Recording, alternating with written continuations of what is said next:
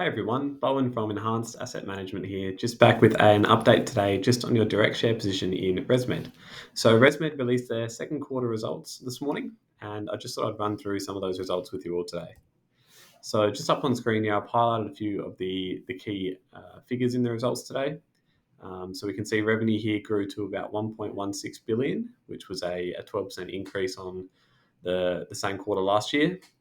We saw income from operations grow 20% up to 365 million, which resulted in an earnings per share of $1.88, which was 13% higher than last year. So some really strong numbers there. We will note that these figures are non-GAAP measures, which, just sort of explained in the simplest way possible, is just the projected sort of underlying pro forma sort of figures. So it sort of just basically strips out any non-recurring costs that were incurred throughout the period, and these are the growth figures that we use going forward. So some really strong numbers for ResMed there, and just thought it was kind of relevant to just outline how strong this result actually was by splitting up the performance of all of the revenue generating parts of the business. So I think it's really important to note that this wasn't just a one-off strong performance from the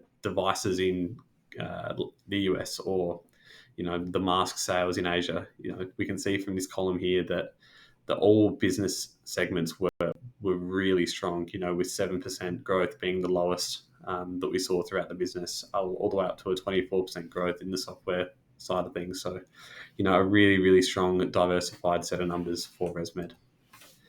And just in the spirit of, we try and keep these short and informative, I've just got up on screen here just the balance sheet from ResMed. So if you're interested, feel free to pause and have a look and have a look for yourself. But I've just highlighted here the net debt figure for ResMed.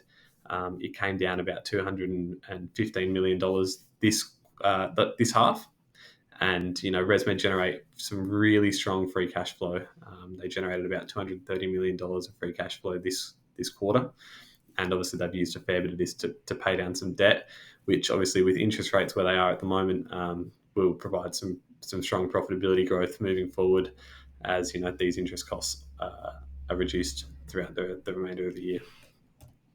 And finally, I just thought I'd put up the chart of ResMed up on screen here. So obviously, we're still slightly down on our initial purchase back in July, August, at about $30, $32-ish. But we've made some really, really good purchases back on the pullback. So we bought some additional shares at around about $21 here, $22 a little bit later on, and another top up at around $23 in November. So we've really seen the share price appreciate strongly, and the chart's just looking fantastic.